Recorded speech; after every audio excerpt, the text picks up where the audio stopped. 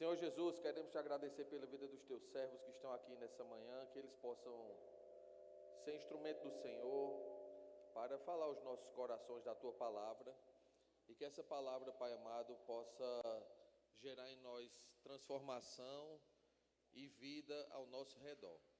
Abençoe cada aluno que já está presente e os que estão a caminho, e que nessa escola bíblica, que é a maior escola do mundo, as vidas sejam alimentadas para o louvor da tua glória.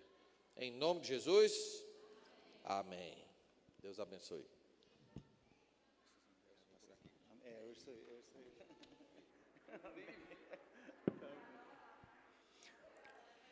E aí, campeão, você tá joia? Bom dia, Gabriel.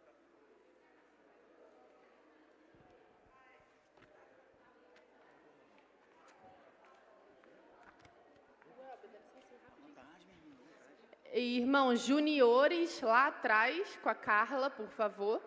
Juniores lá atrás com a Carla, cordeirinhos lá em cima e adolescentes lá em cima, por favor. Boa aula. Obrigado, minha irmã. Bom dia, meus irmãos, saúde da igreja, em nome de Jesus. Muito bom dia a todos. Que alegria podermos estar reunidos aqui na casa do Senhor, para ouvir sua palavra, para aprender do Senhor, ensinamentos que são para a nossa vida hoje. Esses que foram feitos há 2000 anos atrás, foram colocados no papel e são tão válidos hoje, como eram válidos naqueles dias, como serão válidos daqui a outros 2000 anos, a despeito do que o mundo diz e afirma sempre. À medida que o tempo passa, novas teorias culturais, novas modas, novos comportamentos, novos arranjos sociais, tentam no passado e tentam hoje reescrever essas palavras, dar novos significados para elas, levar o povo de Deus para caminhos equivocados. E muitos se perderam mesmo com o coração sincero, convertido a Cristo, porque muitas vezes o mundo é mais hábil em dizer meias verdades do que mentiras completas. E essas são mais difíceis, às vezes, de nós discernirmos, justamente porque tem algum elemento compositor nela, que é pelo menos parcialmente verdadeiro. A gente vai dar continuidade ao estudo para situar os irmãos, a nossa revista Palavra e Vida, que é a número 83 que a gente está trabalhando, e o texto de hoje, a centralidade de Cristo. Isto é o que toda a revista aborda, a centralidade de Cristo, Ela é uma revista feita pela Convenção Batista Fluminense. Hoje a gente vai abordar a lição 7, cujo tema é Segundo a Ordem de Melquisedeque. Qual que é o propósito desse breve estudo de hoje da manhã? Compreender a superioridade e a eternidade do sacerdócio de Cristo, tá bom? Eu não vou ler de novo Hebreus, que foi lido aqui para a gente agora há pouco ali, Hebreus 7, 23, 28, já foi lido para nós, E antes de nós começarmos o estudo aqui rapidinho, fazer um preâmbulo. Na última aula, foi falado sobre perseverança, não é isso? E a importância da perseverança para o crente, para o cristão, e que a carta dos Hebreus ela vai mencionar, fazendo uma breve introdução, se me permitem os irmãos. Nós sabemos que existem inúmeras cartas, as cartas paulinas, e muitas dessas cartas não foram escritas por Paulo. Uma delas, muito provavelmente, é a carta aos Hebreus. Por quê? Porque ela não tem uma estrutura de uma carta mesmo, ela não tem um endereçamento a uma pessoa ou um grupo. A estrutura na carta dos Hebreus, ela parece um pouco mais com uma pregação mesmo, ela parece com uma ministração.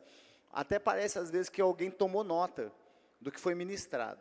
Para quem essa carta, para quem esse livro é destinado? Bem, autores hoje na academia, eles acreditam que pode ter sido alguma pessoa próxima de Paulo, realmente, que andou com ele, que escreveu, Apolo, muito provavelmente, e essa pessoa que está escrevendo esse texto, tem algumas coisas muito importantes nele. Primeiro, ele é destinado, ele é endereçado a muito provavelmente aos hebreus convertidos ao cristianismo. Então vamos lá, você se lembra, os hebreus são o povo de Deus, e ele seguiu o Velho Testamento.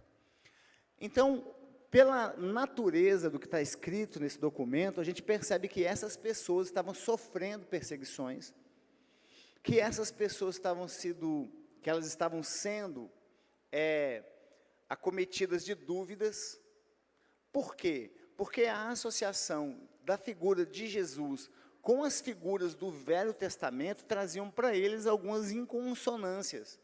E era aí que muitas vezes eles eram confrontados na crença em Jesus Cristo.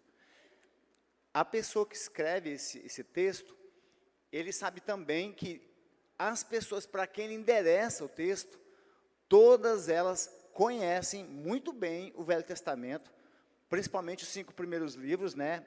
A Torá ou a Lei. Eles conheciam bem, porque ele não fica explicando, recontando as histórias, então ele espera que você já saiba. Por isso, muito provavelmente, e eu lembro os irmãos, quando nós estudamos a história da igreja, onde ela começa? Ela começa dentro do povo judeu. Não só porque o próprio Cristo é descendente de Davi, mas porque as primeiras pessoas que vão ouvir Jesus pregar estavam dentro de sinagogas.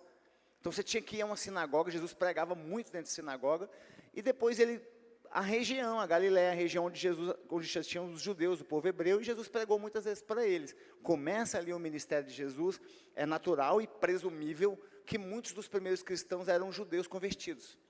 Inclusive, nos preâmbulos da igreja, muitas pessoas começaram a tratar o cristianismo como uma seita dentro o povo do caminho, que era uma seita dentro do judaísmo, até que eles compreenderam de maneira formidável que aquela nova mensagem, aquela palavra nova, ela vinha não para substituir, mas para complementar e para que a gente pudesse compreender todo o Velho Testamento sob uma perspectiva toda nova, mas uma perspectiva absolutamente assombrosa para quem ouviu ela a primeira vez.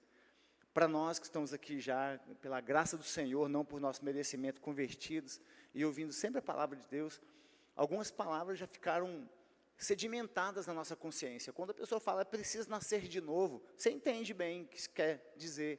Qualquer cristão compreende. Quando a gente fala, mas quem ouviu pela primeira vez, eles não conseguiam compreender, mesmo as pessoas que seguiam a Jesus e o ouviam, mesmo pessoas de pleno coração, que queriam crescer, queriam aprender da fé, não entendiam. Nos evangelhos, em vários momentos, Jesus ministra, a pessoa, Senhor, o que o Senhor quer dizer com isso? Senhor, como assim? Era uma mensagem realmente, não só inovadora, porque ela era profundamente transformadora, né? E aí, a gente vai falar da carta dos Hebreus, o que tem de central nessa carta, de fundamental. Como nós sabemos, qualquer parte da Bíblia tem múltiplas camadas, e você pode revisitar o texto várias vezes, e aprender dele algo novo. Mas uma coisa central que a gente tem ali, é que vai falar do quê? Do sacerdócio de Jesus Cristo, né? Como sendo um sacerdócio superior a todos os demais e eterno, tá bom? E aí eu já vou mencionar para vocês por que Melquisedeque é citado. Vamos lá. Várias vezes nessa carta aos Hebreus, vai ser citado o Velho Testamento em associação com a figura de Cristo Jesus. Muitas vezes em uma elaboração sofisticada, um pouco complexa, né? E o autor faz isso com imensa habilidade. Ele vai comparar, já na introdução do texto lá, vai comparar Jesus, demonstrar com argumentos que Jesus é superior aos anjos. Então ele vai falar ali que os anjos é que trouxeram para Moisés, né, a lei, e que Jesus é superior a essa lei. Vai falar que Jesus é superior aos anjos. Vai falar que Jesus ele é superior aos profetas, né, e aos patriarcas, quando ele fala de Abraão, e vai falar que Moisés que conduziu o povo no deserto, e olha que mensagem maravilhosa. Ele diz assim, olha, aquele povo que andou com Moisés, guiados, né, pela misericórdia de Deus, num momento de tribulação, dificuldade, chegaram à antessala da terra prometida, e muitos não entraram. Por quê, meus irmãos? Porque ali, pertinho ali, recusaram a graça de Deus, né? Foram fazer bezerro de ouro, e tantas outras coisas que eles fizeram, que demonstravam que eles não tinham a conversão profunda necessária a Deus, eles não tinham alcançado ainda. E aí ele alerta para nós, ele alerta para aqueles hebreus, para quem ele destina a carta, a mesma coisa que é alertado para nós hoje. Será que naquele momento em que uma grande graça foi oferecida para vocês, atravessar o rio e tomar posse da terra, e muitos de vocês não foram porque recusaram, não façam isso de novo agora. Não façam isso de novo agora, quando Jesus está sendo oferecido para nós. Não recusem de novo essa enorme graça, porque Jesus testifica que Ele é maior que mesmo os profetas que nos guiaram no deserto. E aí a gente chega na parte que a gente vai tratar agora, que é sobre sacerdócio de Jesus. Vamos lembrar, o que é o sacerdote? O sacerdote era o padre, era o pastor do povo hebreu. Sumo sacerdote era aquele que estava acima de todos os demais, na ordem, né? De autoridade e de muitas vezes conhecimento. E fala, então Jesus é o sumo sacerdote perfeito e eterno. Então, como o povo hebreu nunca deixou de acreditar na Bíblia, e nem nós devemos deixar de acreditar no Velho Testamento, porque era a Bíblia que Jesus lia, era a Bíblia que Jesus pregava, era o Velho Testamento. Então, o Novo Testamento não tem discrepâncias, desconcordâncias, não tem confronto ao Velho Testamento. Muitas vezes, Jesus fala, olha, isso a lei foi dada para vocês pela dureza dos seus corações, mas eu, porém, digo isso, olha, eu não vim para descumprir a lei, eu vim para que vocês cumpram a lei perfeitamente. Então, existia também uma interpretação da lei, da palavra de Deus, profundamente carnal, profundamente ancorada naquele que para o judeu tem muita centralidade, que são palavras como, por exemplo, como respeito, autoridade, pureza, isso é muito importante para eles. Então, para um hebreu, ser puro é muito importante, mas tinha o elemento do mérito também, olha, porque eu sou puro, porque eu sou bom, porque eu consigo, porque eu dou conta, porque eu sigo as palavras de Deus perfeitamente, porque eu sigo a lei perfeitamente, eu sou digno. E um coração assim estava preparado para receber uma semente nova, que ia germinar e dizer assim, você nunca vai ser bom o bastante. Nunca. O pastor Amando sempre diz uma coisa que eu gosto muito, que ele fala assim, ó, isso aqui não se converte, né? Pega assim, né? Isso aqui não se converte. Não tem coisa mais certa, meu irmão. Ai de nós, infeliz do homem que confia no homem, infeliz de você se confiar em si mesmo. Infeliz de ti se você achar que você é bom bastante. Eu posso sair daqui, terminar de ministrar para os irmãos aqui, entrar no meu carro, uma pessoa me fechar no trânsito, eu xingar ele. Por quê? Porque isso aqui não se converte, não converte mesmo. E aí, Jesus, sumo sacerdote, e vamos pegar sempre, aqui nessa palavra nova, vai falar para nós o seguinte, olha, é Jesus quem vai dar para você satisfação nesse mundo imperfeito, incompleto, apesar de você, apesar de mim. Uma coisa eu garanto para você, que não posso garantir para você que quem segue o Evangelho vai ter sucesso material, nem todo mundo que segue o Evangelho vai alcançar prestígio social, muitos vão, cargos de autoridade, muitos vão, mas não são todos.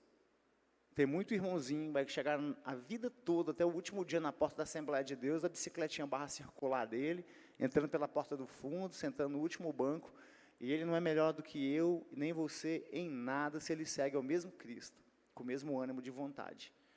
Nem todos vão conseguir riquezas materiais, muitos vão, amém por isso. Nem todos vão receber a bênção de filhos, ou de uma vida saudável. Tem pessoas cujo a cruz da vida é um problema de saúde perpétuo, né, que você vai te acompanhar a vida toda sem que você tenha feito nada para merecer aquilo. Então a Bíblia não promete nada dessas coisas, mas eu garanto para você, enquanto você seguir essa palavra, uma única basta para você, que Deus, essa eu te garanto que você vai ter, se você seguir verdadeiramente ela, apesar das dificuldades. Essa palavra, satisfação. E o que a gente procura na vida, pessoal, se não é isso? Meus irmãos, não é isso? O que muita gente que persegue riqueza quer, né? Ver satisfeito um desejo? né? Quem persegue qualquer coisa na vida que você quer para ter a satisfação de uma vontade, de um desejo, de algo que você quer no seu coração. E quando você alcança, você tem satisfação. Pois é, já pensou você alcançar satisfação em tudo? Só aqui, ó. E o que vai te... Uma pessoa plenamente satisfeita precisa de quê? Uma pessoa plenamente satisfeita precisa de quê? Nada. Eu te garanto, aqui você vai acordar de manhã e falar assim, eu não preciso de nada. E eu não consigo pensar em um mundo mais maravilhoso do que uma pessoa que encontrou isso. Eu busco todo dia isso para mim. Acordar de manhã e falar, eu não preciso de mais nada, porque eu tenho Cristo, Ele me basta. Eu tenho caminhado, tentado, né? Esse mundo é dos Rolling Stones, na música deles, né? Já ouviu? I can get no satisfaction, né? É a música. Eu não consigo alcançar satisfação. Esse mundo é assim. E fora daqui, não há dinheiro no mundo que dê conta de satisfazer o coração do homem. Não há poder no mundo capaz de satisfazer o coração do homem. Enquanto a gente está aqui na igreja, tem homens lá fora que dominaram países inteiros, submeteram as pessoas em todas do país dele como escravos. Vocês sabem disso. Tem países no mundo onde as pessoas não podem ter opinião, onde a vida da pessoa está completamente entregue à autoridade, né? De um presidente, de um rei. Vocês sabem disso, tem lugar que você vai preso, você tira uma fotografia com a estátua, na parte de trás da estátua, de um líder político. É isso que esse mundo tem. Mas essa pessoa, que é esse presidente, que tem a vida das pessoas na palma da mão como formiga, não está satisfeito, ele quer mais. O cara mais rico do mundo, hoje, tem uma fortuna lá, né, que fica trocando, né? Agora é o dono da Oracle, que ficou sendo o mais rico do mundo. Mas quando você vê os números, meus irmãos, os números são assim, 300 bilhões de dólares, bilhão, 1 bilhão de dólares, 1 bilhão de dólares, se você gastar um dólar por segundo, você gastar $1, R$5, né? Por segundo, imagina isso, você gastar R$6 por segundo, sem parar, você precisa de 33 anos para gastar 1 bilhão, para gastar tem 300, e está ali brigando, lutando, competindo com outras empresas, querendo pegar o lugar daquela empresa, porque não tem dinheiro no mundo que dá satisfação. Vocês conhecem histórias assim, de pessoas que conquistaram tudo, são extremamente ricas, a pessoa está com 85 anos, passando a perna dos outros ainda, para poder conseguir mais dinheiro. Por quê? Porque ele não tem satisfação na vida. Quem foi Melquisedeque? Então, lá no Velho Testamento, tanto assim, a gente tem no Salmo 110, e também lá no livro de Gênesis, acho que capítulo 14, vai falar de Melquisedeque o seguinte, tem uma guerra, então 4 reis estão em guerra contra 5 outros reis, esses reis, né, que são lá da Mesopotâmia, esses reis estão em guerra, e daqui a pouco eles atacam a região lá onde está Abraão, e aí eles atacam a cidade de Sodoma e Gomorra. Quando eles atacam a cidade, eles vencem a batalha, eles levam as pessoas cativas, eles levam pessoas sequestradas. Quem vai? Ló, sobrinho de Abraão, vai sequestrado por aqueles reis. Uma pessoa escapa, vai lá e comunica a Abraão e fala, olha, seu sobrinho foi sequestrado por aqueles reis do Oriente, levaram ele. E Abraão se vê obrigado a entrar numa guerra, num conflito, um confronto, que não era dele, né? Mas agora, com um parente sequestrado, ele junta seus soldados e outros aliados e investe contra aqueles reis e os derrota, contra todas as probabilidades. Salva Ló e volta, e quando ele chega, né, em Salém, diz que o rei de Salém vai recepcionar Abraão. E é a primeira vez, então, que a gente vai falar dessa pessoa, Melquisedeque. Ele era rei de Salém. Sabe onde era Salém, meus irmãos? A gente está aqui, ó, 1000 anos antes de Jerusalém. Salém seria a cidade de Jerusalém. Então, veja bem, esse homem misterioso, por que ele é misterioso? Ele aparece aí, e ele vai até Abraão, com pão e vinho, e ele abençoa Abraão. Na Bíblia, muitos patriarcas, você tem o quê? Sempre a genealogia deles, quem ele é filho, de onde ele veio, que isso é muito importante, tem muita centralidade. De Melquisedeque não é dito nada disso, nós não sabemos quem são os pais dele, nós não sabemos de onde ele veio. Ele, veja bem, ele vai abençoar Abraão, e Abraão, a Bíblia vai dizer, vai reconhecer a autoridade desse homem, e vai dar a ele a 10ª parte de todo o soldo da batalha. Tudo que ele tinha conquistado, né, que era normal, o derrotado perdia suas riquezas. Então ele paga o dízimo para Melquisedeque, né? Eu dei uma pesquisada, né? A palavra Melquisedeque, né, tá lá, Meler em hebraico, né? Meler é rei, e Tzedek, justiça. Rei da justiça. Melquisedeque significa também rei da paz. E agora é onde o autor de Hebreus vai comunicar aos destinatários da carta, percebem? Melquisedeque não é herdeiro da tribo de Levi. Por quê? Todo sacerdote está lá, na Torá, nos 5 livros da Bíblia, lá no final diz, olha, uma das 12 tribos terá a obrigação, o dever de cuidar das coisas de Deus, não é? Do templo, serão sacerdotes. Quem são? Os levitas, descendentes de Levi. Agora veja bem, Melquisedeque não é descendente da tribo de Levi. Então, comunicando aos hebreus, o autor está dizendo, olha, Jesus, assim como Melquisedeque, é sacerdote sem ser da tribo de Davi. Ele é o sumo sacerdote, e assim como Melquisedeque não é, por quê? Aí ele vai fazer uma elaboração, ele vai dizer, olha, não é verdade que Abraão reconheceu a autoridade e pagou o dízimo? Não é verdade que ele foi abençoado? A palavra vai dizer o seguinte, a carta dos Hebreus, ora, o abençoador é maior que aquele que é abençoado. Então, ele reconhece a autoridade, então Melquisedeque é ele não era apenas o sacerdote, ele era também rei, e não era da tribo dos levitas.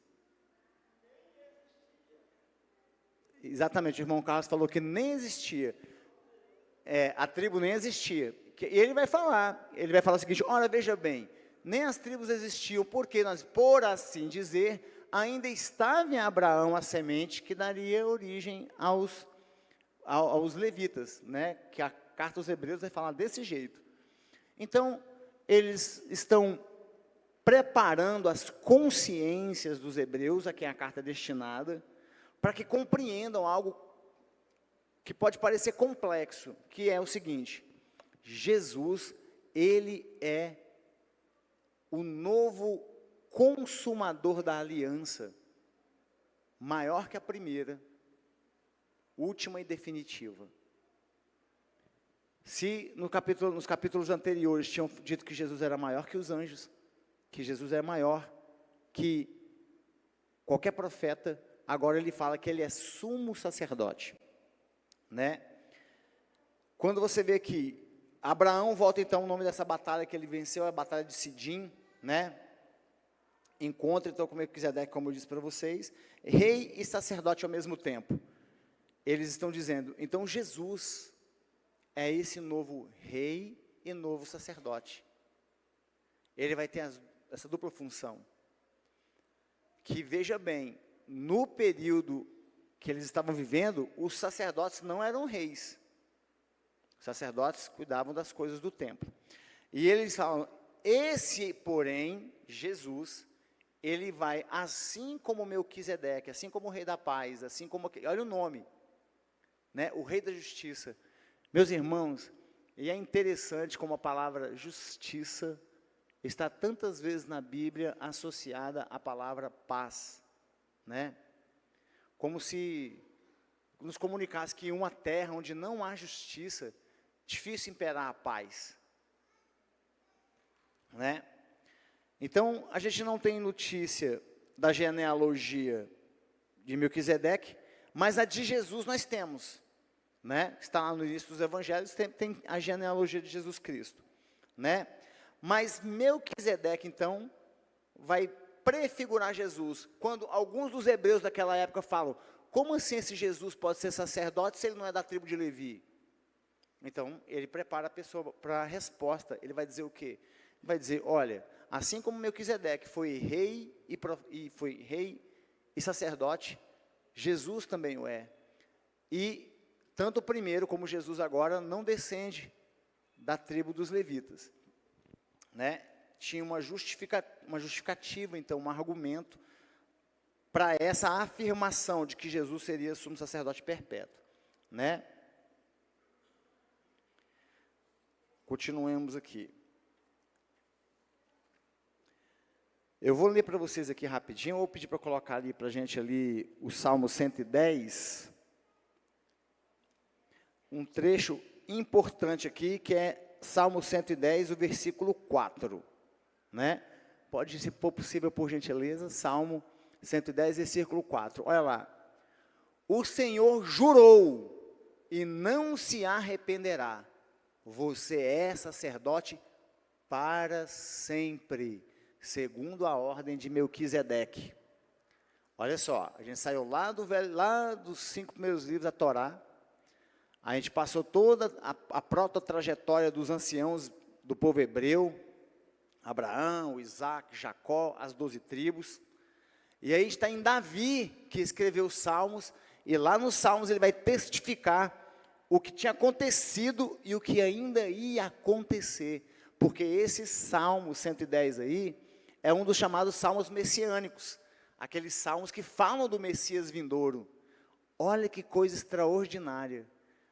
O Velho Testamento lá atrás, no livro de Gênesis, agora nos Salmos e depois na carta aos Hebreus, fechando a mesma coisa. Deus, quando fala o Senhor, ele jurou, e aí o que diz? Ó, Deus fez esse juramento e não voltará atrás. Você será sacerdote para sempre. Mas de qual ordem? Na ordem do sacerdócio de Melquisedeque. Aquele que a gente não conhece, a genealogia que não necessariamente veio, que não tinha nem nascido os levitas ainda, como o irmão Carlos também colocou, e será rei e sacerdote, simultaneamente, mas com uma diferença muito grande. Eles serão, este será perpétuo, porque será perfeito.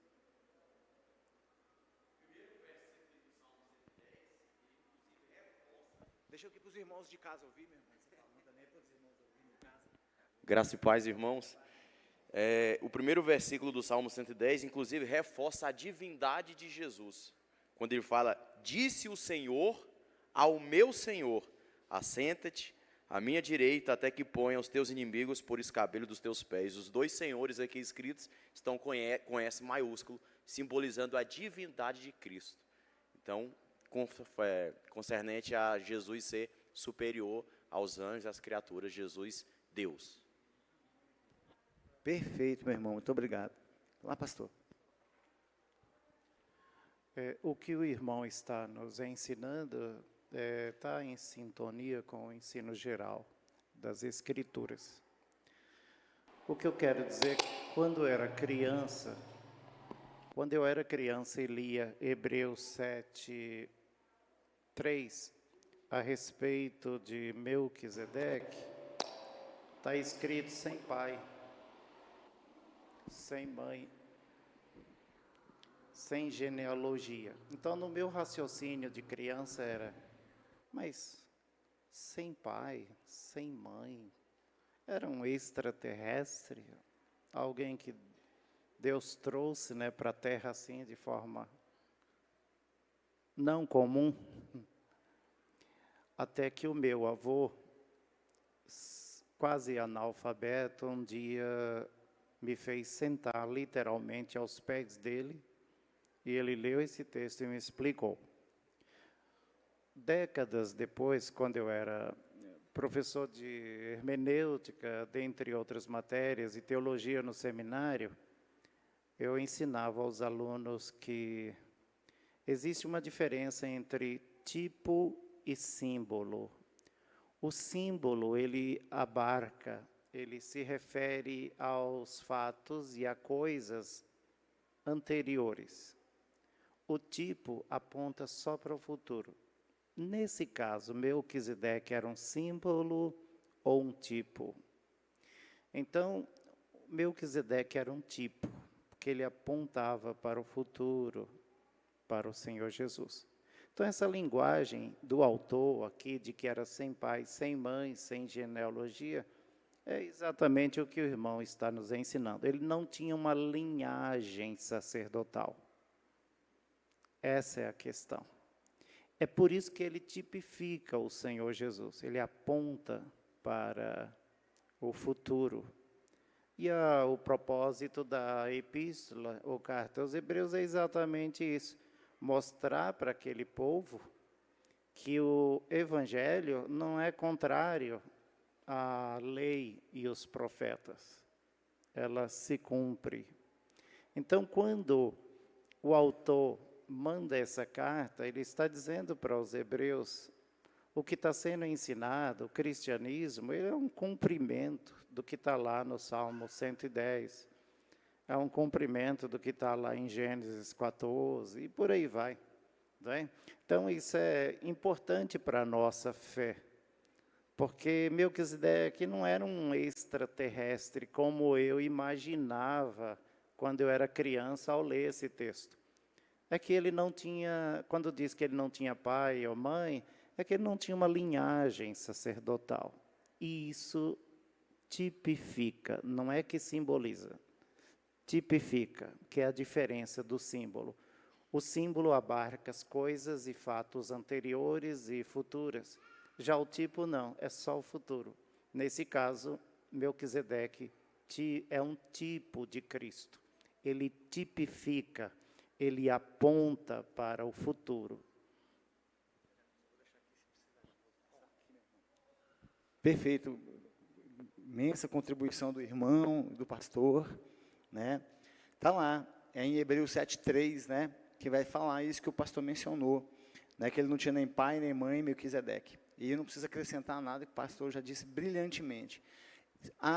Só acrescentar um ponto, que Melquisedeque, ele vai fazer então uma aliança, ele vai, como o pastor disse, ele tipifica esse Jesus vindouro, mas ele também, olha a associação que Jesus é feito na figura de Melquisedeque.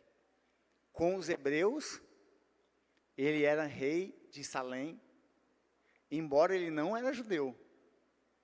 Ele, né, era um cananita, ele era daquela região ali, né, cananeu, cananita, ele era de lá, mas ele não era hebreu. Então, como ele aponta para esse Jesus vindouro, ele representa ao mesmo tempo a conexão do povo de Deus, que Deus escolheu para si, separou para si para formar aquele povo, e também os gentios, que Melquisedeque era gentio, por não ser hebreu. Jesus é rei e senhor de todos os povos da terra. Nisso nós cremos, meus irmãos. Né? A eternidade da obra de Cristo. Agora vai ter uma pergunta importante aqui. Né? Aqui o irmão já falou, tem um ponto que eu tinha anotado aqui, falou muito bem, que é essa coisa de Deus falando com o próprio Deus, dando testemunho de como Jesus é superior a todas as obras da terra. E a eternidade da obra de Cristo. Na carta aos Hebreus tem uma pergunta interessante. Você não se faria essa pergunta se você fosse um hebreu, vendo uma pessoa falar sobre Jesus, e sobre uma nova aliança, eles perguntaram, se já havia uma aliança estabelecida pelo Senhor com o seu povo, por que houve a necessidade de outra? Se há um Antigo Testamento, né, por que um Novo Testamento? Olha só, a palavra vai dizer o seguinte, olha, os sacerdotes do templo prestavam sacrifício, primeiro para quem? Para si mesmo, para depois prestar o sacrifício para o povo. Então, primeiro, eles expiavam o próprio pecado, não é? Para depois expiar o pecado do povo. Meus irmãos, vocês imaginem como funcionava o templo.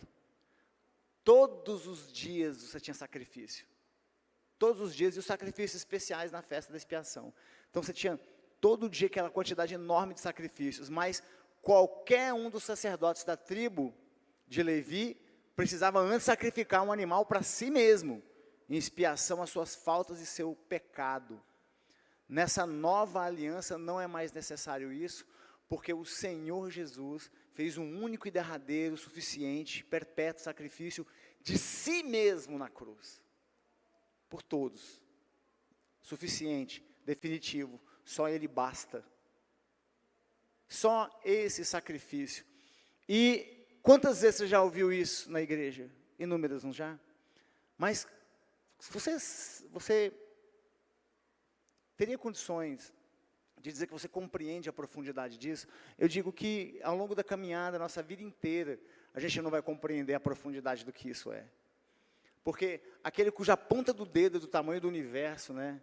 Deus é incompreensível para nós em sua completude. Lá fora no mundo existem muitos teóricos, filósofos, pessoas que querem usar a sabedoria do homem, que é uma ferramenta dada por Deus, você pode ter certeza que é.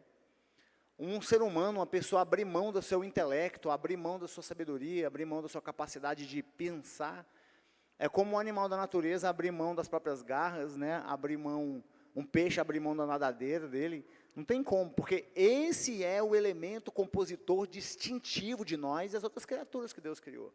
Nós temos uma alma, autodeterminação, vontade, e a gente tem sabedoria. Por isso a Bíblia fala para você, não pensa não, só acredita no que está escrito aqui e acabou. De jeito nenhum, a Bíblia fala para você dar razão da sua esperança.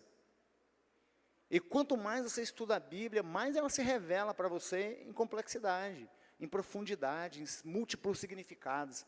Mas imagine, você já viu, né, alguém já viu uma luz muito forte, tem um spotlight em inglês, né, que é uma lâmpada muito forte que eles usam para iluminar o alto de um prédio, né, eventos. É uma luz tão forte que se olhar para ela, você vai ficar cego, né? Você não consegue olhar para ela. E existem luzes muito poderosas, né, que são utilizadas, que se a pessoa olhar para ela alguns segundos, você pode perder a visão. O brilho de uma explosão nuclear, já viram isso? Brilha mais do que o núcleo do Sol. Se a pessoa olhar para a luminosidade do núcleo da explosão nuclear, né, a pessoa fica cega. Não é porque queima, não. A luminosidade é tão forte que vai inutilizar as células captadoras de luz no fundo dos nossos olhos. Você não enxerga mais. O brilho de Deus é infinitamente maior que qualquer coisa concebível pelos seres humanos. A gente não conseguiria olhar para Deus. Para que a gente veja Ele, é como se Ele pegasse essa luz e fosse apagando, apagando, apagando, apagando, apagando, até ficar numa condição mínima para que você pudesse olhar. Deus tem que se esvaziar demais de quem Ele é, do ser de Deus, tem que estar esvaziado de quem Ele é, primeiro, para que você possa ter condições mínimas de compreendê-lo.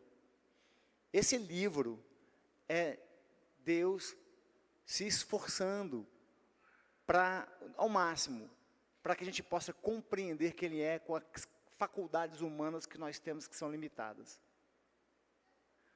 E quando eu vi um debate uma vez num podcast, a pessoa explicando, falando, que ela falou, vem cá, você acredita que se existia um Deus? Vamos lá, só a lógica, que é uma parte da filosofia, igual matemática, né? Sim, sim, não, não.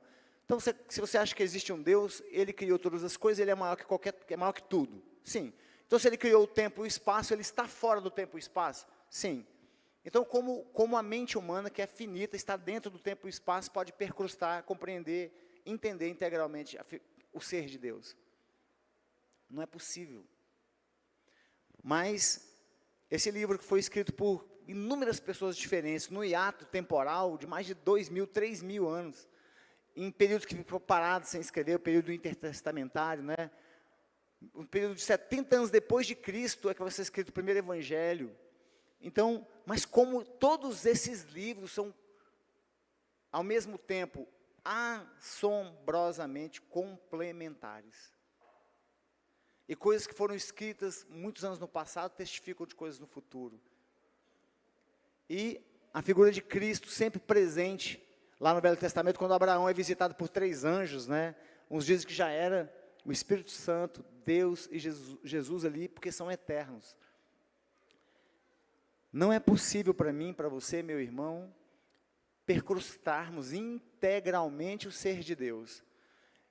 Jesus foi a apoteose da comunicação de Deus comigo e com você. Eu já vi essa analogia, não sei se você vai gostar dela, meu irmão, eu achei interessante, eu falei para minha filha uma vez, para a Melissa. Se você tivesse um peixinho no aquário e quer falar com ele, você não tem como chegar perto nele. Imagina um aquário e você tem um guppy, um peixinho pequenininho lá dentro, e você chega com a sua cara, nossa, mas eu gosto tanto desse peixinho. Você chega com a sua, né, a cabeça, essa cara minha desse tamanho aqui, né, e chega lá no aquário. Só o seu olho é do tamanho de um planeta para o peixinho. Por mais que você quer passar a mãozinha ali no vidro, ele vai tomar um susto, vai fugir de você. Agora, se você pudesse se transformar num peixinho também, não é possível, eu sei, e ficar lá do lado dele, você poderia interagir com esse peixinho que é objeto do seu afeto, com muito mais proximidade agora. Só que tem um problema. Agora também, você está sujeito, você está vulnerável, se ele quiser te dar uma mordida. Agora você está vulnerável também, se ele quiser virar as costas e nadar para o outro lado do aquário. Então, o amor de Deus por nós é tamanho, que ele se submeteu a esse tipo de humilhação, a sua criatura, morreu por nós. E, depois de consumada, no momento derradeiro no Calvário, Deus faz a humilhação suprema, morrendo humilhado e perdoando naquele momento. Mas depois, sabe no que, meus irmãos? Talvez pode ser uma ideia meio desagradável para nós, mas Deus se humilha hoje, permanentemente, quando Ele disse assim, que a igreja dele será uma representante dele na terra. Quem olhar para os irmãos da igreja, quem olhar para a igreja de Cristo Jesus, vê o próprio Deus representado na terra. Imagine, gente,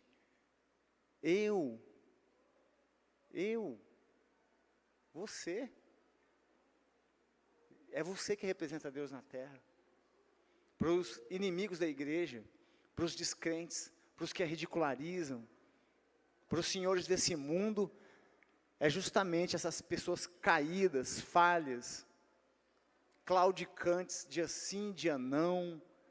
Um dia levanta bem, disposto para vir para a igreja, para o culto dominical, um dia não.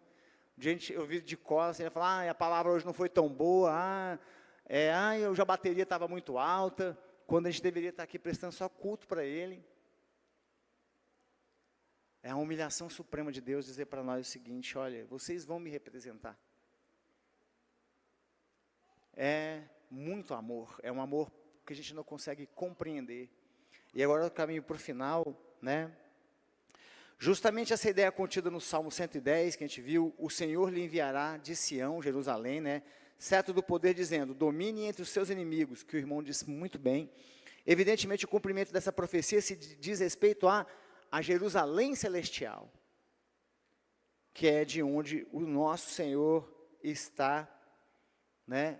E onde ele há de reinar até a eternidade. Outra indicação de que Jesus é rei e sumo sacerdote, diz respeito à sua eternidade, é quando o pastor diz tão bem, sem pai, sem mãe, sem genealogia, né? Que está lá no versículo 3. A superioridade do sacerdócio de Cristo sobre o sacerdócio levítico. Vocês se lembram? O filho de Levi, Arão, vai ser o primeiro sumo sacerdote, né? E aí diz que, olha, somente eles poderiam ministrar no tabernáculo e a partir do reinado de Salomão, né? Segundo Crônicas, está lá, capítulo 5. Aí, Melquisedeque era superior aos descendentes da tribo de Levi, pois esses ainda, como disse o irmão Carlos muito bem, nem existiam quando Abraão, ancestral deles, encontrou-se com o rei de Salém, né? Abraão reconheceu a grandeza de Melquisedeque, ele entregou o dízimo, e com a atitude do patriarca, até os seus descendentes levitas entregaram o dízimo de Melquisedeque.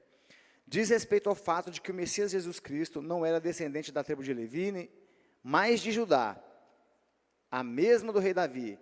Jesus é rei da paz, o mediador da aliança entre o homem e Deus, portanto, o verdadeiro e único sumo sacerdote. Né?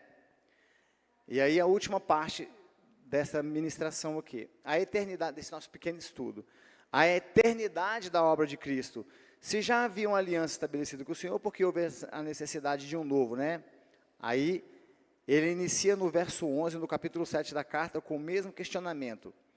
Se a perfeição fosse possível por meio do sacerdócio levítico, pois foi com base nele que o povo recebeu a lei, que necessidade haveria ainda de que se levantasse outro sacerdote segundo a ordem de Melquisedeque e não segundo a ordem de Arão? Então, olha, o autor da carta, ciente desse questionamento, ele vai argumentar 3 coisas. E a gente termina quando falar sobre essas 3 coisas. Fala assim, olha, vem cá, se já existia um Velho Testamento, por que o Novo? Se já tinha uma aliança de Deus com o seu povo, para que o Novo? Aí o autor aqui vai responder. Primeiro, o autor sustenta que a antiga aliança não era capaz de aperfeiçoar o ser humano, pois não havia mudança de vida. Desse modo, houve a necessidade de um sacerdote constituído não conforme a lei dos mandamentos carnais, mas segundo o poder de vida, que não tem fim. Lembra? Para um judeu, um hebreu, seguir a Torá, e não são só os 10 mandamentos, né? Tem todas as ordenanças lá no livro de Levítico. Vocês sabem que judeus hoje, o povo hebreu hoje ainda, né, em Israel, eles não comem hambúrguer. Lá não tem McDonald's. Para quem é da religião, porque tem o judeu hebreu que não tem religião. Ele não tem religião. Eu li um livro maravilhoso há pouco tempo de um autor, ele é judeu, né, ele é hebreu, mora em Israel, né, que é o Yuval Harari, e ele é ateu. Descendente do povo de Deus, mora em Jerusalém e é ateu. O livro Sapiens, que inclusive é um livro maravilhoso. Mas então vamos lá. Por que o povo hebreu não come hambúrguer, cheeseburger? Porque todo cheeseburger tem carne e queijo, né? E lá em Levítico diz que você não comerá a carne cozida no leite da ovelha. Então eles extrapolam a interpretação e falam, não, então queijo é leite, está misturado com carne, não posso comer. Então para o hebreu que segue ainda, que é judeu, que segue o Velho Testamento apenas, ele está amarrado a essas regras, algumas sanitárias, algumas morais, algumas éticas, algumas duríssimas, rituais, muito perfeito, pastor, essas regras ritualísticas, amarradas a ela. Então o autor aqui de Hebreus vai falar, então o primeiro problema é que a velha aliança, ela não é capaz de aperfeiçoar você, porque você está sempre acreditando que é porque você merece, porque eu sou bom bastante, porque eu aguento. Meus irmãos, não sei se existe não, tá? Só vou sugerir. Será que tem aquele irmão, aquela irmã que não pratica, moço, mas não dá o dízimo até da metade do pastel, e sabe que não comete pecado nenhum, siga os 10 mandamentos, vai construindo para ele uma estila, uma coluna, né? Para lá de cima da coluna de moralidade dele, tacar a pedra na cabeça dos outros. Essa pessoa foi convertida a Cristo Jesus? Não há oportunidade para o nosso crescimento. Agora, quando você compreende que não há esforço, não há medida, não há ato de bondade, não há gentileza, não há autossacrifício, ainda que você venda todos os seus bens e dê aos pobres, ainda que você fale a língua dos anjos, de nada vai valer se você não compreender quem é Jesus Cristo e o que Ele fez por você e por mim. A segunda coisa que ele vai dizer, a perfeição não poderia ser obtida, nem mesmo pelos próprios antigos sacerdotes levíticos, pois a gente já falou, né, porque eles precisavam oferecer sacrifício por si mesmos, e depois pelo povo. Então, nos convinha um sumo sacerdote como este, santo, inculpável, sem mácula, separado dos pecadores e exaltado acima dos céus. Está lá em Hebreus 7, 26. Esse nosso sumo sacerdote perpétuo não tem que fazer sacrifício anterior por ele mesmo, porque este não tem mácula, este não tem pecado. E quando você pensa nisso, foi justamente ele que morreu, né? O Jesus que foi colocado no alto, do ponto mais alto daquela cidade, que para a gente hoje, qualquer cidade grande está cheia de arranha-céu, naquela época lá, o pináculo do templo era o ponto mais alto.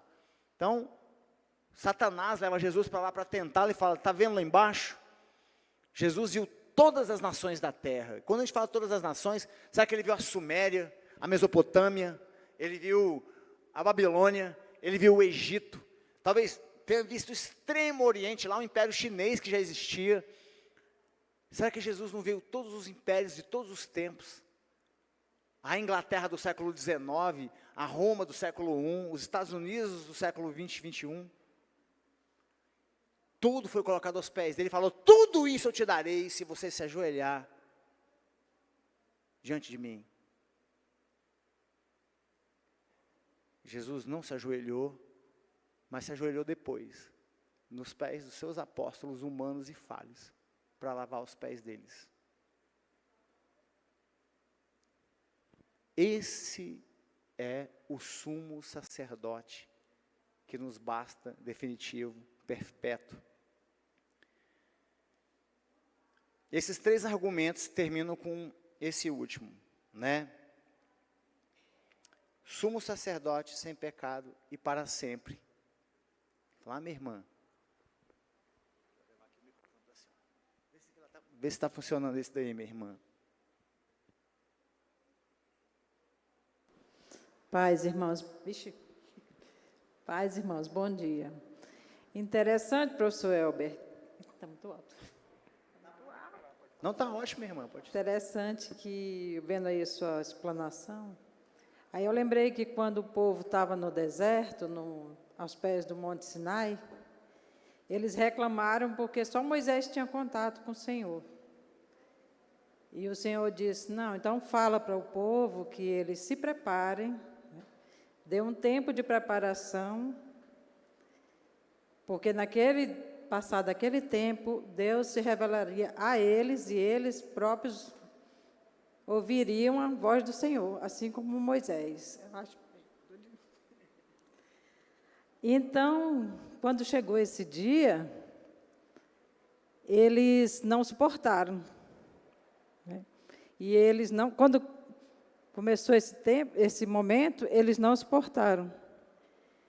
E pediram a Moisés que ele mesmo falasse com eles, né? Porque eles não estavam em condições de receber tudo aquilo.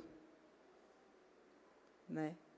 Então, é isso, a nossa fraqueza é essa, mas o poder de Deus é magnífico, é extraordinário, porque na questão dos sacerdotes também, quando eles entravam para fazer o sacrifício pelo povo, eles tinham que amarrar um cordãozinho lá no pé e botar uns sinetinhos, né?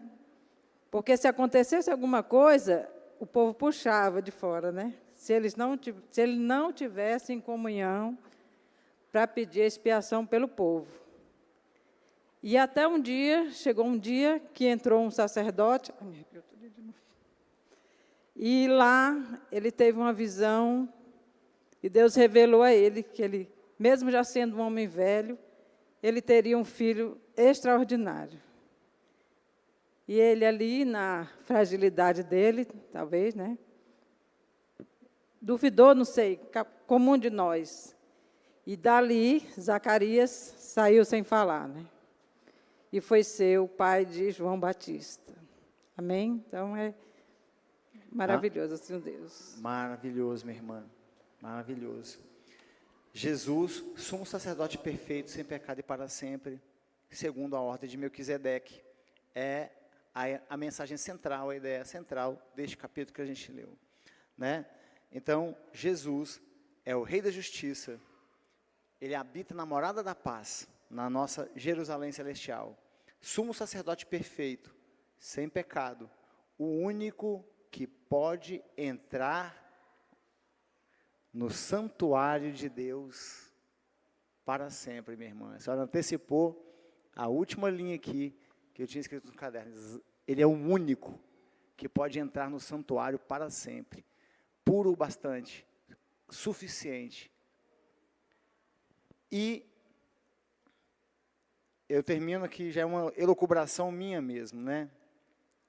Eu penso quanto o inimigo das nossas almas, né?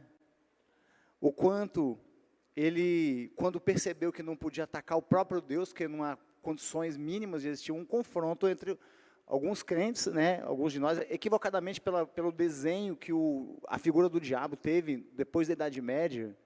Algumas pessoas acreditam que o diabo é a antítese de Deus. O mundo, principalmente, o cinema, né, criou essa figura do diabo. O diabo não tem condições de combater Deus, de lutar contra ele. Ele é uma criatura não maior que qualquer outro anjo. É criatura de Deus também. O que acontece é que esse príncipe que saiu do meio dos anjos corrompido, ele é um anjo de profunda inveja. E na sanha de atacar ao Criador, ele atacou sua criatura. A mim, a você, né, nos seduzindo desde o Éden. Nos seduzindo todos os dias. E como quem estivesse ridicularizando a Deus por intermédio de nós. Olha a sua criatura. Olha o que ele faz. Olha o que eles fazem uns com os outros. Você consegue, meu irmão, catalogar a quantidade de monstruosidades que nós fazemos uns com os outros neste mundo? Nossos olhos não dão conta de ver o mal do mundo, gente, não dá. Coisas horrorosas, indizíveis, né?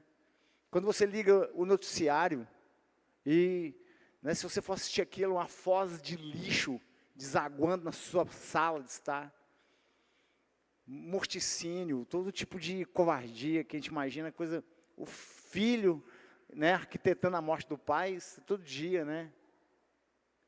Violência, né, daquela natureza, que não vou nem dizer para vocês, que você sabe que pais cometendo contra as filhas. Era o mesmo tipo de monstruosidade que existia nos vizinhos do povo de Deus, quando ele separou um povo para ele. Mas ao norte tinham pessoas que jogavam seus filhos em sacrifício em fogueiras, né? Mas ao sul tinham aqueles que os pais casavam com suas filhas. Outros tinham que colocavam moças jovens para pular de uma pedra e arrachar a cara lá no chão, lá, porque acreditavam que estava fazendo certo, para que pudesse vir chuva na época certa.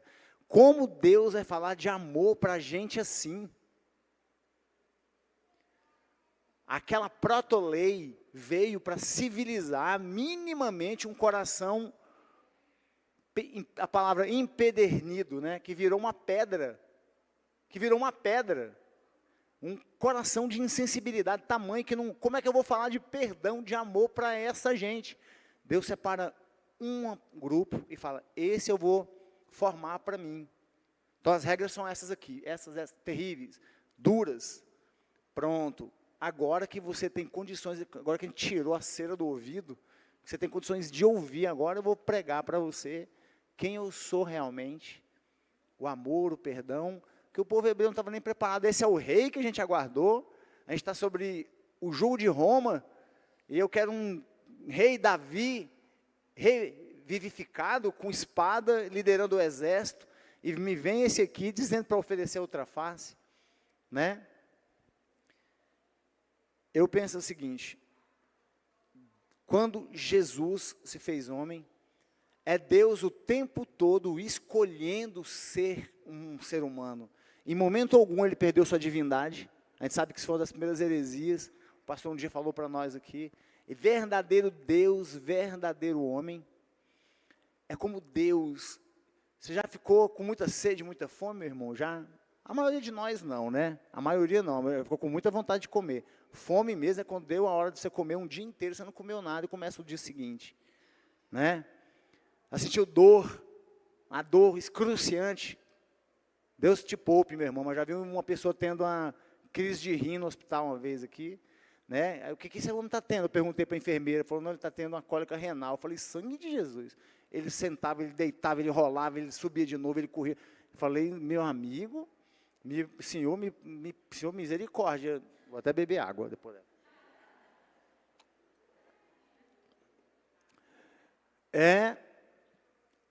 Deus tem me poupado, graças a Deus. Agora, olha só.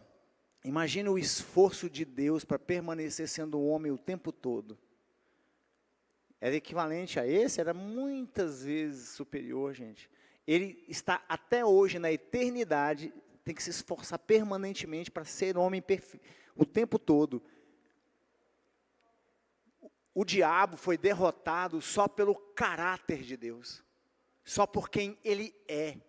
Um homem que, assim como eu e você, tinha sede, fome, derrotou todas as tentações dele e falou: olha, a minha obra é perfeita, a minha obra se completa. E é este homem, a criatura de Deus, que eu não saberia dizer para você, e eu fico pensando qual teólogo daria conta. Pastor Bride, qual teólogo do mundo conseguiria explicar por que Deus quis nos criar? Ele é o único autossuficiente, ele a si se basta. Deus nada aprende, não há uma experiência nova para Deus. Em Efésios, né, pastor?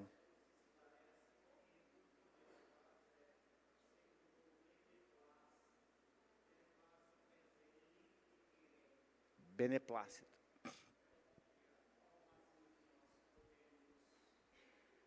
Máximo que nós podemos entender, né? Muita gente pensa que Deus, quando nos fez porque Ele precisava se relacionar com alguém, era um coitadinho, estava lá na solidão, carente.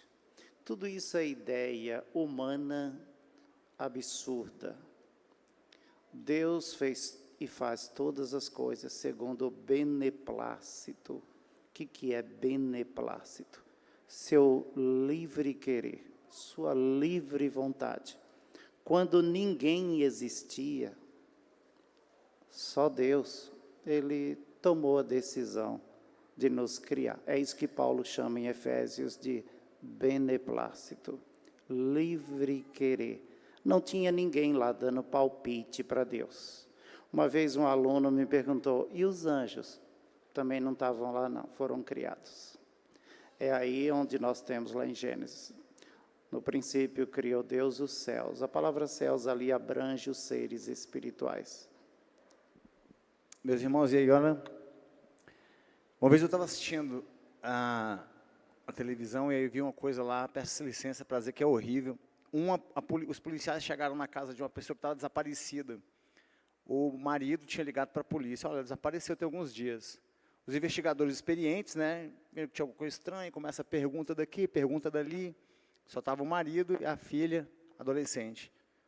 Até que a pessoa acabou com... Não, para a gente que ele era padrasto da menina e tinha conspirado junto com a enteada para matar a mãe, para ficar com um barraco. Caindo aos pedaços, né? E onde é que está a mulher? Eles tinham jogado ela num poço de cabeça para baixo, jogado pedras, tijolos, tal, por cima. O policial que contava essa história lá, e falou: olha, quando eu estava tirando a pessoa de lá, e eu me lembrei que eu tenho uma filha. Eu falei: como é que é possível um mundo assim? Quando você pensa nos imensos horrores que nós podemos praticar uns com os outros, muitas vezes eu sei que vocês, meus irmãos, né, pela misericórdia de Cristo Jesus, só porque você está aqui, jamais seria capaz de, né, muitas vezes talvez de nem presenciar um crime como esse, de testemunhar um crime como esse. Mas quando eu lembro de pessoas que são capazes de sequestrar as outras, a espancá-las, a tomar suas vestes ensanguentadas sobre seus pés, eu lembro de Paulo, que era um homem exatamente assim. E que se Deus foi capaz de amá-lo, a ponto dele escrever as cartas que a gente lê hoje, para direcionar a igreja, se Deus foi capaz de perdoar esse homem, Ele é capaz de perdoar você e a mim também todos os dias. Porque Ele é nosso sacerdote perpétuo. Vamos ficar de pé, meus irmãos, né? E aqui eu termino o texto.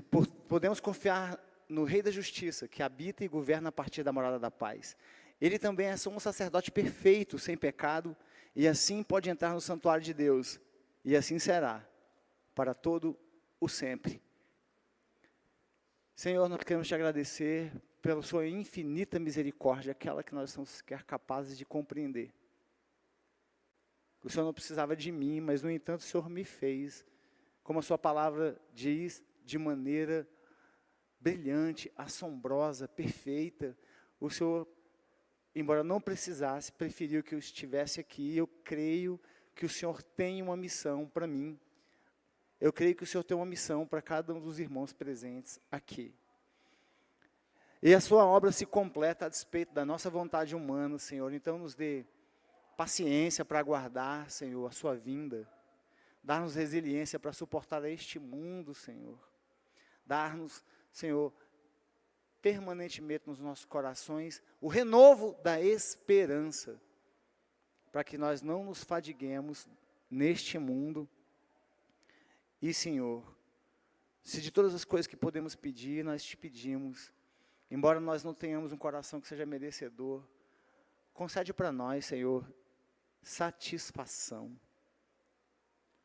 Que o que eu tenho me baste. Que a minha dor e meu sofrimento sejam para mim, Senhor, suportáveis pela sua misericórdia. Que a minha ansiedade não me vença. Que o medo do futuro, Senhor, não tire minha paz contigo hoje. Que os arrependimentos do passado não bloqueiem qualquer reconciliação. O Senhor me dá condições, eu estou completamente rendido a Ti, Senhor. Preencha as lacunas da minha incapacidade intelectual de compreender integralmente o que o Senhor quis comunicar para mim, o que o Senhor pretende da sua igreja, mas nós sabemos que o Senhor pode completar as lacunas, Senhor. Nós sabemos que em Ti, nós somos mais que vencedores, e a despeito da relativização da verdade que este mundo prega, nós sabemos que existe uma única verdade, um único caminho, o único caminho que leva à vida e a Ti, Senhor Jesus. Nós te pedimos pelas nossas famílias, nos guarde, em nome de Jesus. Amém.